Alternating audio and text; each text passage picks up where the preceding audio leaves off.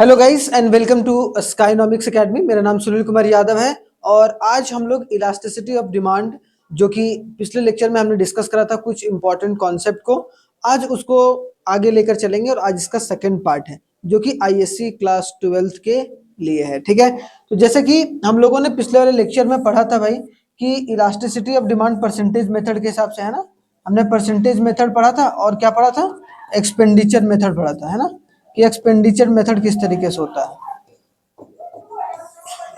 इसमें कोई दिक्कत अगर है किसी को तो आप बता सकते हैं कि परसेंटेज मेथड और एक्सपेंडिचर मेथड में क्या बेसिक डिफरेंस है।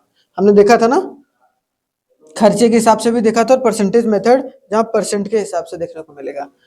तो हमने देखा था शुरुआत में कि प्राइस इलास्टिसिटी या फिर इलास्टिसिटी ऑफ डिमांड तीन तरीके का होता है, प्राइस के हिसाब से, इनकम के हिसाब से और cross price elasticity of demand होता है, जहां पर सब्स्टिट्यूट गुड्स के बारे में बात होता है और कॉम्प्लीमेंट्री गुड्स के बारे में बात होता है। यहाँ पर हमने देखा था इसके तीन होते हैं कि नहीं, कौन कौन होते थे भाई प्राइस इलास्टिसिटी ऑफ डिमांड में। पहला क्या होता था हमारा परसेंटेज मेथड, है ना, परसेंटेज मेथड भाई, परसेंटेज मेथड। दूसरा जिसको प्रोपोर्शनेट मेथड भी बोलते थे। दूसरा जो था वो हमारा क्या था, एक्सपेंडिचर मेथड, खर्चे के हिसाब से। और खर्चे के हिसाब से हमने देखा था कि इलास्टिसिटी कब होता है या फिर इन इलास्टिक कब होगा और यूनिटरी कब होता था।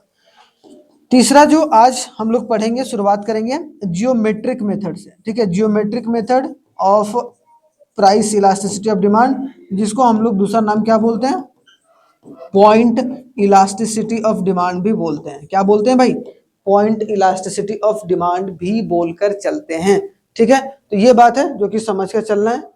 तो अगर देखा जाए price elasticity of demand due to the change in the price of the commodity, तो इसमें जियोमेट्रिक और पॉइंट मेथड एक इंपॉर्टेंट एक बोला जाए टाइप है किसका, प्राइस इलास्टिसिटी का। क्लियर। तो what do you mean by geometric, हमने ये पढ़ लिया भाई कि एक तरीके से प्राइस के हिसाब से कैसे जो चीजें हैं वो चेंज होती हैं।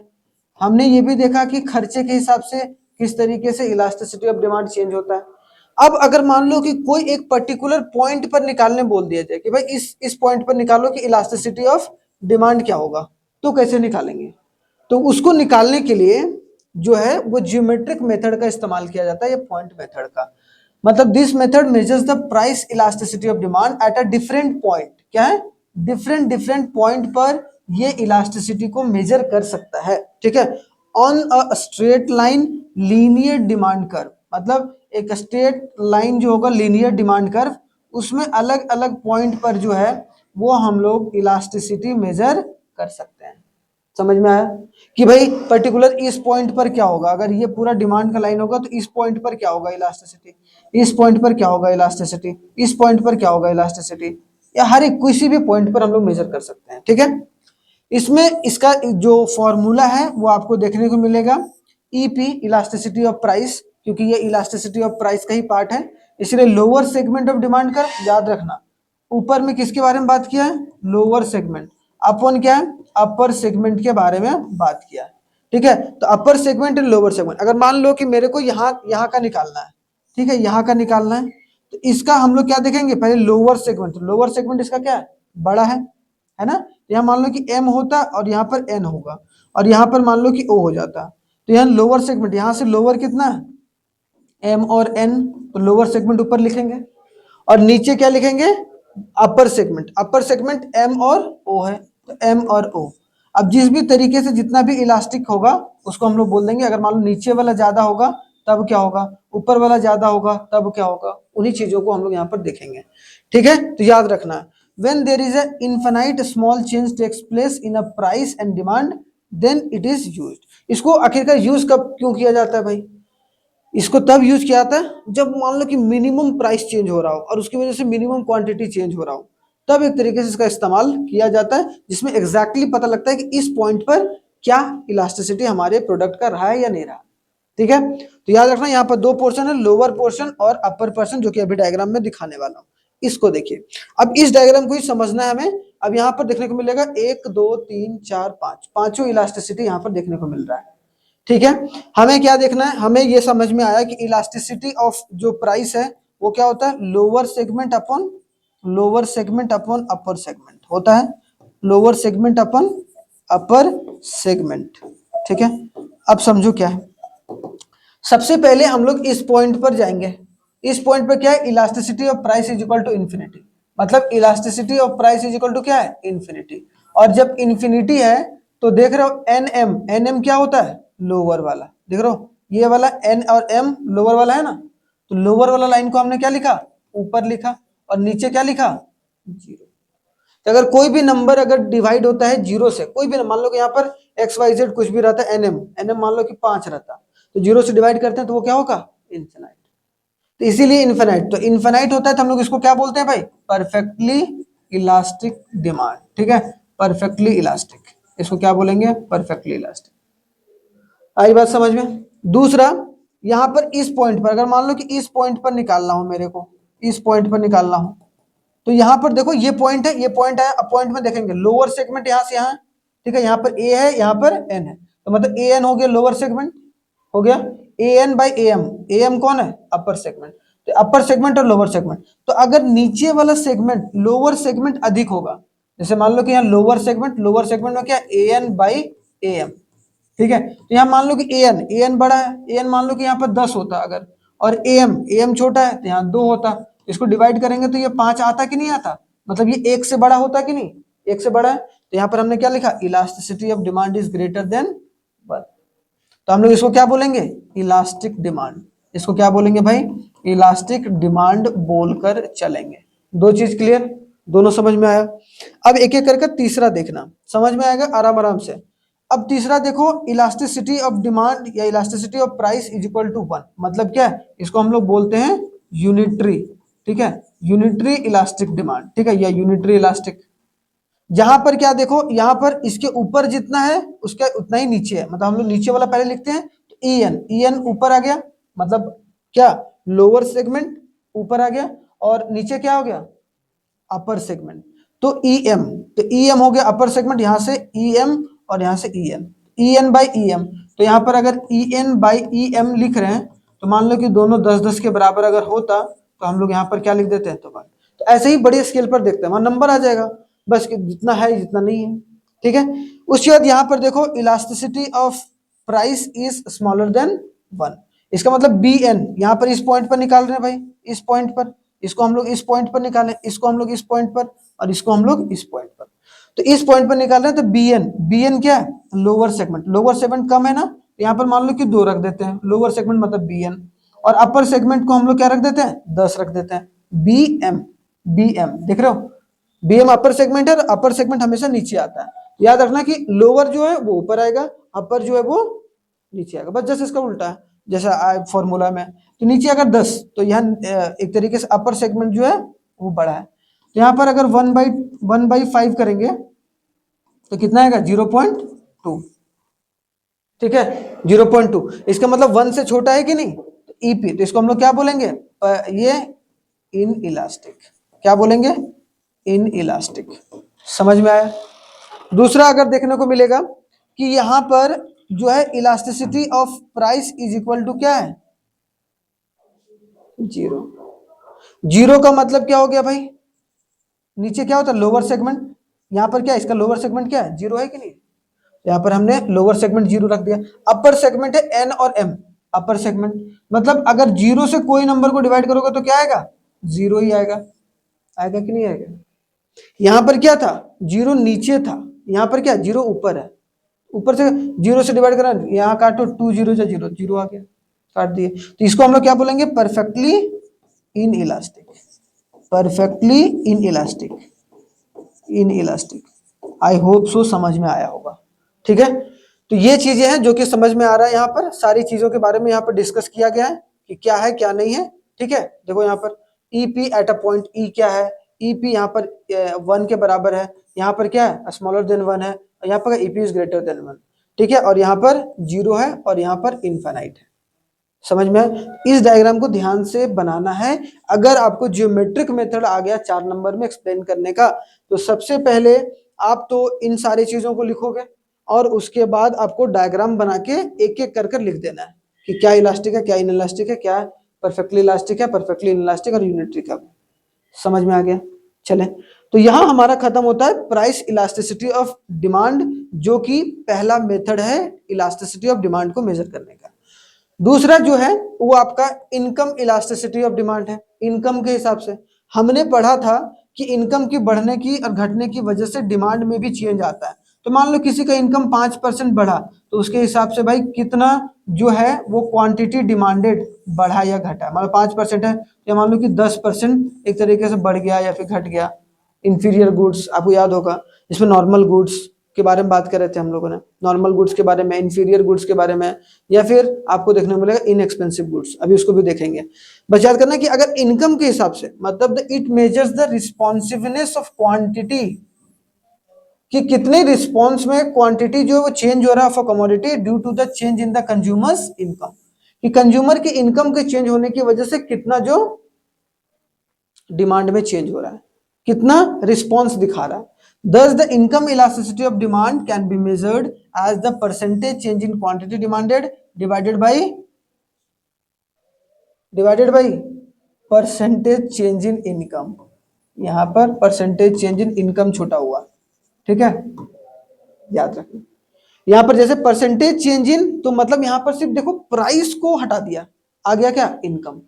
हमने जब फॉर्मूला देखा था ना, percentage change in quantity demanded ऊपर होता है भाई, और नीचे क्या होता है, परसेंटेज चेंज इन प्राइस होता है। लेकिन यहाँ परसेंटेज चेंज इन इनकम, क्यों? क्योंकि हम लोग यहाँ पर इनकम इलास्टिसिटी मेजर कर रहे हैं, ना कि प्राइस इलास्टिसिटी। बस ये इनकम आ जाएगा, और इनकम को हमेशा इकोनॉमिक्स में कैसे डिनोट करते हैं, वाई से। वाई से इसका मतलब क्या है, देखो यहाँ पर इसका मतलब यहाँ पर चेंज इन, या फिर हम लोग निकालते थे percentage change in quantity demanded, कि कितना क्वांटिटी चेंज हुआ है, और इनिशियल क्वांटिटी इनटू 100। सेम उसी तरीके से कितना इनकम चेंज हुआ है और इनिशियल इनकम, ठीक है, इनटू 100। तो उसके वजह से अगर जो फॉर्मूला निकल के आएगा वो इलास्टिसिटी ऑफ इनकम का आएगा हमारा ये delta Q by delta Y into Y by Q. मतलब पी के जगह रिप्लेस हो गया कि नहीं, वहां पर क्या था इलास्टिसिटी, अगर आप डिमांड का देखो तो हमारा था भाई इलास्टिसिटी ऑफ प्राइस का क्या था, delta Q by delta P into P by Q. तो बस ये पी वाला चीज हट गया ना, यहाँ पर क्या आ गया, वाई वाला पार्ट आ गया। बस यही डिफरेंस है, उससे ज्यादा कुछ नहीं है, ठीक है। एग्जाम्पल दें क्या, हो जाएगा, समझ गए इनकम के चेंज होने की वजह से। आगे देखो क्या है, 3 types of income elasticity of demand होते हैं। कौन कौन होते हैं भाई, पहला देखो क्या है, positive income elasticity of demand. दूसरा क्या होगा, नेगेटिव इलास्टिसिटी ऑफ डिमांड। तीसरा क्या होगा, zero income elasticity of demand. मतलब क्या है, अब यहां समझो, positive income elasticity of demand मतलब क्या, कि अगर किसी बंदे का इनकम बढ़ रहा है, ठीक है, तो उसका जो क्वांटिटी डिमांडेड है वो भी एक तरीके से बढ़ रहा है। तो कौन से गुड्स का क्वांटिटी डिमांडेड बढ़ता है, नॉर्मल गुड्स, है ना, कि demand for a commodity increases with a increase in the income and vice versa. अगर इनकम कम हुआ तो एक तरीके से क्वांटिटी डिमांडेड भी क्या हो गया, कम हो गया। अब किसका होता है भाई, नॉर्मल गुड्स का होता है कि नहीं। नॉर्मल गुड्स सामने डिमांड वाले चैप्टर में पढ़ रखा है, हाँ या ना। दूसरा जो है नेगेटिव कब होता है, negative income elasticity of demand, जब demand for a goods decreases with a increase in income. Income हमारा इंक्रीज किया लेकिन क्वांटिटी डिमांडेड ऑफ गुड्स जो डिक्रीज कर रहा है, वो कौन सा होता है, इंफीरियर गुड्स, घटिया वस्तु। घटिया वस्तु फिर नहीं खाएगा ना, इनकम इंक्रीज कर गया तो वही तरीके से अब दूसरा कुछ खाना शुरू कर देगा। मतलब इन दोनों के बीच में कैसा रिलेशन है, नेगेटिव, उल्टा डायरेक्शन में जा रहा है ना, एक ऊपर जा रहा है तो एक नीचे जा रहा है। इसका मतलब क्या है कि वहां पर इंफीरियर गुड्स में कैसा होगा भाई income elasticity, negative income elasticity. Zero elasticity कब होता है, नेसेसिटी गुड्स, इनएक्सपेंसिव गुड्स, जैसे कि मैंने बताया था सॉल्ट हो गया, या मैच स्टिक्स हो गए, है ना, मैच स्टिक्स, इनके इलास्टिसिटी क्या होते थे, चाहे इनकम आपका कुछ भी बढ़े या घटे घटे इसका जो क्वांटिटी डिमांडेड था वो क्या रहेगा, लगभग समय सेम देखने को मिलेगा। क्लियर, तो मतलब there is no effect in increase in the consumers income on the demand, कि कंज्यूमर इनकम जो बढ़ा या घटा उसका कोई असर उसके डिमांड के ऊपर नहीं पड़ा। क्लियर हो गया यहां तक, तो हमें समझ में आ गया भाई कि इनकम इलास्टिसिटी ऑफ डिमांड 3 तरीके के होते हैं, positive income elasticity, negative income elasticity और zero income elasticity of demand. ठीक है, यहां तक समझ में आ गया। चलिए आगे अगर देखा जाए तो what do mean by cross elasticity of demand. Cross तीसरा आ गया, पहला हमारा क्या था, प्राइस इलास्टिसिटी, दूसरा है इनकम इलास्टिसिटी। प्राइस इलास्टिसिटी में 3 मेथड थे, ज्योमेट्रिक था और परसेंटेज था और एक्सपेंडिचर था, 3 ही था ना। और यहाँ पर क्या है, cross price elasticity of demand, यहाँ भी देख के चलना है। क्रॉस का मतलब मैंने बताया था ये रिलेटेड गुड्स में होता है, रिलेटेड गुड्स में, सब्स्टिट्यूट गुड्स या जो कॉम्प्लीमेंट्री गुड्स, रिलेटेड गुड्स में देखने को मिलता है क्रॉस, कि एक गुड्स के प्राइस बढ़ने और घटने की वजह से दूसरे का डिमांड बढ़ना और घटना, उसी को क्रॉस बोलते हैं। इसकी वजह से उसका, उसकी वजह से इसका, इसमें कोई दिक्कत परेशानी नहीं होना चाहिए।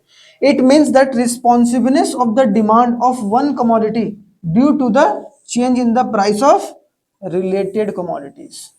ठीक है, कि दूसरे कमोडिटी के प्राइस में चेंज होने की वजह से जो एक तरीके से डिमांड में चेंज हो रहा है किसी एक क्वांटिटी की, मतलब एक कमोडिटी की।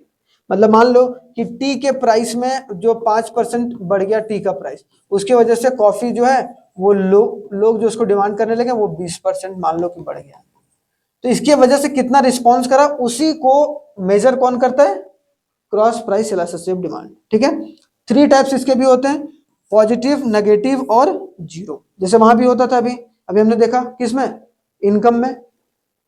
ठीक है, पॉजिटिव कब होगा भाई, यहाँ पर positive cross elasticity of price जब क्या रहेगा हमारा, सब्स्टिट्यूट गुड्स रहेगा। सब्स्टिट्यूट गुड्स कौन होते हैं, टी और कॉफी। तो देखो दोनों का डायरेक्शन सेम जा रहा है कि नहीं। जब मान लो कि प्राइस इसका बढ़ेगा तो क्वांटिटी डिमांडेड इसका बढ़ेगा कि नहीं बढ़ेगा, इसका मतलब ये दोनों सेम डायरेक्शन में जा रहे हैं, दोनों का सेम डायरेक्शन बढ़ रहा है ना, दोनों गुड्स का। ये कमोडिटी 1 हो गया, ये कमोडिटी 2 हो गया, मतलब दोनों का रिलेशन क्या है, वो एक तरीके से आपस में डायरेक्टली प्रोपोर्शनल है। इसका मतलब सब्स्टिट्यूट गुड्स में कैसा क्रॉस इलास्टिसिटी ऑफ डिमांड होगा, पॉजिटिव होगा। क्यों, क्योंकि एक गुड्स का अगर प्राइस बढ़ता है तो दूसरे गुड्स का डिमांड बढ़ता है, मतलब दोनों का रिलेशन पॉजिटिव है। ठीक है, दोनों एक ही डायरेक्शन में। Negative cross elasticity of demand, ये उल्टा होगा भाई, जैसे कॉम्प्लीमेंट्री गुड्स। कॉम्प्लीमेंट्री गुड्स क्या होगा, जैसे यहाँ पर हमने बोला कि if the price of painters increases the demand for printer ink जो है वो, सॉरी क्या बोला, द प्राइस ऑफ प्रिंटर, अगर प्रिंटर का प्राइस बढ़ेगा तो उसके वजह से demand for printer ink, ink का जो डिमांड होगा वो एक तरीके से क्या होगा, कम होगा, है कि नहीं। क्योंकि जब प्राइस बढ़ेगा तो लोग कम प्रिंटर खरीदेंगे, और कम प्रिंटर खरीदेंगे तो उसका इंक भी कम, एक तरीके से। मतलब इन दोनों के बीच में कैसा रिलेशन है, उल्टा। तो याद रखना, नेगेटिव होता है कॉम्प्लीमेंट्री में, कॉम्प्लीमेंट्री गुड्स में, और पॉजिटिव क्रॉस इलास्टिसिटी होता है सब्स्टिट्यूट गुड्स में। जीरो इलास्टिक कब होता है, जब मान लो कि हमने ये बोला कि if change in the price of the milk will not change in the demand for the cloth, कि अगर हम इन दोनों के बोल रहे हैं कि भाई इन दोनों में जब किसी दो चीज में कोई रिलेशन ही नहीं है तो इनके डिमांड में भी कोई भी असर नहीं पड़ेगा, मतलब यहाँ पर जीरो क्रॉस इलास्टिसिटी है। क्योंकि प्राइस मान लो कि इसका बढ़ रहा है तो इससे इसका क्या लेना देना है, ठीक है, या प्राइस इसका बढ़ रहा है तो इससे इसका क्या लेना देना है, आपस में इनमें कोई रिलेशन ही नहीं होता है, जिसके वजह से यहाँ इलास्टिसिटी आपको देखने को मिलेगा जीरो। ठीक है, तो ये समझ में आया, क्लियर, कोई दिक्कत नहीं, कोई परेशानी नहीं। यहां पर अगर देखा जाए इसमें बस यहां पर ये फॉर्मूला याद रखना है, हम लोग क्या रखते हैं, percentage change in the demand of x commodity, कि जो भी डिमांड में हुआ है एक्स कमोडिटी, मान लो कि एक्स कमोडिटी और हमने वाई कमोडिटी लिया हुआ है, ठीक है, एक्स कमोडिटी हमने टी लिया हुआ है और वाई कमोडिटी हमने कॉफी ले रखा है, कोई दिक्कत परेशानी नहीं। तो इसको कैसे निकालेंगे भाई, हमने लिखा percentage change in demand of x, percentage change of demand of, percentage change in demand of x, मतलब क्या, डिमांड किसका चेंज हो रहा है, एक्स का, मतलब प्राइस मान लो इसका बढ़ गया, ठीक है, और इसकी क्वांटिटी डिमांडेड बढ़ी है, मतलब इसका प्राइस पहले 50 रुपया था, अब इसको क्वांटिटी डिमांडेड कर रहा था 100, ठीक है, कौन, टी का, ठीक है, अब जो इसका प्राइस 60 रुपया हो गया, ठीक है, प्राइस बढ़ गया तो इसके वजह से इसकी क्वांटिटी डिमांडेड हो गई अब 200 यूनिट लिखता हूँ, प्राइस नहीं होगा, क्या होगा, 200 यूनिट, ये यूनिट हो गया, 200 यूनिट हो गया, समझ में आया। तो इसका मतलब अगर इसको हमें निकालना है तो हमें सबसे पहले ऊपर क्या निकालना पड़ेगा, परसेंटेज चेंज इन डिमांड, मतलब कितना परसेंटेज चेंज हुआ है डिमांड में, ये वाला, ठीक है, टी वाला, क्योंकि एक्स वाला है, एक्स वाला ऊपर रखेंगे, वाई वाला हम लोग नीचे रखेंगे। और वाई में क्या आएगा, percentage change in the price of Y, कि वाई के प्राइस में कितना चेंज हुआ है। जैसे एग्जांपल के तौर पर ये वाला डायरेक्ट फॉर्मूला इस्तेमाल करते हैं। ये तो आपने समझ गया कि एक्स में किस तरीके से हम क्वांटिटी को दिखाएंगे भाई, परसेंटेज निकालेंगे, और इसका कैसे परसेंटेज निकालेंगे। तो अगर डायरेक्टली फॉर्मूला होगा तो फॉर्मूला हमें ये लिखना है, ठीक है। एक तो ये फॉर्मूला याद होना चाहिए, और एक ये फॉर्मूला कि ई एक्स वाई का मतलब क्या है, दोनों गुड्स के बारे में बात किया, elasticity of cross price elasticity of demand, मतलब एक्स मतलब एक गुड और दो गुड। तो यहाँ पर delta change in quantity of x, तो कहाँ है एक्स में क्वांटिटी कितना चेंज हुआ, डेल्टा क्यू एक्स कितना है भाई, बताओ बताओ, यहाँ पर 100 यूनिट है कि नहीं, हाँ या ना, बोलो, ठीक है।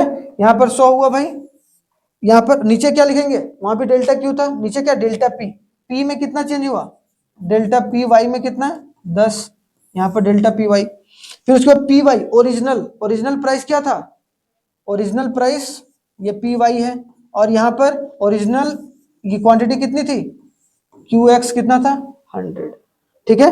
तो यहाँ पर देखो क्यू एक्स रखो, क्यू एक्स रखो, कितना हो गया चेंज इन क्यू एक्स 100 हो गया, ऊपर रख दिए। नीचे डेल्टा पी एक्स, इसका न्यूमेरिकल नहीं आएगा, इसलिए इसमें न्यूमेरिकल में जिक्र नहीं कर रहा हूं, मैं आपको समझाने के लिए कर रहा हूँ। इससे न्यूमेरिकल नहीं आएगा, न्यूमेरिकल किसे आएगा, वही परसेंटेज मेथड वाला। इससे डायरेक्ट ये फॉर्मूला कैसे इस्तेमाल हुआ है बस वो समझा रहा हूँ। तो 100 आ गया, क्यू एक्स आ गया भाई, क्यू एक्स आ गया 100, यहाँ डेल्टा पी वाई कितना 10 इंटू पी वाई कितना है, पी वाई 50 है, नीचे कितना है, नीचे कितना 100, तो कट गया 100 और 100, 10 और 5 मतलब कितना आ गया 5। समझ रहे हो, मैंने समझाने के लिए वो करा, लेकिन आप इसको एक तरीके से बस ये फॉर्मूला याद रखिएगा, ये वाला ना भी याद रखिएगा चलेगा, लेकिन ये वाला फॉर्मूला और ये वाला फॉर्मूला जरूर लिखना है। और याद रखना कि ऊपर में क्या होता है एक्स होता है, और नीचे में वाई, मतलब एक्स की क्वांटिटी और वाई का प्राइस, ठीक है। एक्स की क्वांटिटी क्योंकि ऊपर ही आता है percentage change in quantity demanded by percentage change in price, ठीक है, तो याद रखना है।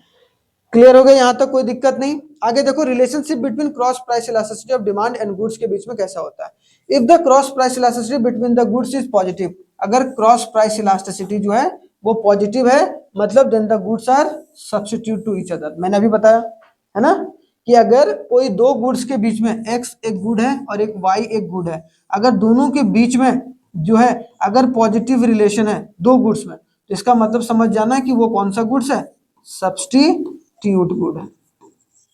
समझ में आ रही है, मैंने इसीलिए लैंग्वेज में भी दे दिया इसे। अगर आपको if the cross price elasticity of the demand of the good between the goods is negative, अगर मान लो कि क्या है एक्स और वाई के बीच में, एक्स और वाई दो गुड्स हैं और इनके बीच में कैसा रिलेशन है भाई, नेगेटिव है, मतलब एक का प्राइस ऊपर जा रहा है तो दूसरे का डिमांड नीचे जा रहा है, कुछ ऐसा हमने देखा। तो इसका मतलब ये क्या होगा, कॉम्प्लीमेंट्री गुड्स, ठीक है। तो कॉम्प्लीमेंट्री गुड्स जैसे कि कार पेट्रोल वो सब सारे, तो यहाँ क्या होगा, goods are complementary to each other. If the cross price elasticity is zero, अगर जीरो होगा then the goods are related with each other, not related, goods are not मतलब उनमें कोई भी रिलेशन नहीं है। अगर एक्स और वाई दो गुड्स हैं और इन दोनों के बीच में अगर मान लो कि इलास्टिसिटी इसका जीरो है, क्रॉस इलास्टिसिटी, इसका मतलब समझ जाना नो रिलेशन, ठीक है, no relation between the goods, कोई रिलेशन नहीं है दोनों के गुड्स में, ना तो वो कॉम्प्लीमेंट्री है और ना ही सब्स्टिट्यूट है। तो आई होप सो आपको पूरे अच्छे तरीके से समझ में आ गया होगा। हमने क्या क्या पढ़ा, एक बार फिर से छोटा सा रिवाइज करते हैं। हमने ये पढ़ा कि इलास्टिसिटी ऑफ डिमांड कितना होता है भाई, इलास्टिसिटी ऑफ डिमांड होता है तीन तरीके का। इलास्टिसिटी ऑफ डिमांड पहला होगा एक तरीके से क्या, प्राइस इलास्टिसिटी है, price elasticity of demand. Price elasticity में हमने कितना देखा, तीन पार्ट होता है भाई। प्राइस इलास्टिसिटी में कौन कौन, एक तो परसेंटेज मेथड वाला था, है ना, एक था हमारा एक्सपेंडिचर मेथड, और तीसरा क्या था, जियोमेट्रिक या फिर पॉइंट मेथड, ठीक है। दूसरा हमने देखा कि इनकम जो इलास्टिसिटी ऑफ डिमांड देखा, इनकम इलास्टिसिटी में भी हमने चीजों को देखा कि तीन तरीके के होते हैं, एक होता है आपका पॉजिटिव, नेगेटिव और जीरो, एक होता है ना पॉजिटिव नेगेटिव इनकम इलास्टिसिटी और जीरो। सेम उसी तरीके से हमने तीसरा भी देखा, तीसरा कौन था बताओ, क्रॉस इलास्टिसिटी ऑफ डिमांड, ठीक है, क्रॉस इलास्टिसिटी, उसमें भी हमने तीन चीज देखा भाई, क्या, पॉजिटिव नेगेटिव और जीरो। आई होप सो यहाँ तक समझ में आ गया होगा। बहुत डिटेल में मैंने पढ़ाया है, तो आपको ऐसा नहीं कि कोई शॉर्टकट तरीके से मैं पढ़ाकर चल रहा हूँ। तो कल जो होगा वो हम लोग degree of price elasticity of demand देखेंगे, जो एक्चुअल में आप लोगों के एग्जाम पॉइंट ऑफ व्यू से और भी इंपॉर्टेंट, उसमें डायग्राम भी हम लोग साथ ही साथ देखकर चलेंगे। ठीक है, तो चलिए धन्यवाद, मिलते हैं नेक्स्ट वीडियो में। तब तक आप लोग अपना बहुत बहुत ख्याल रखिएगा। धन्यवाद।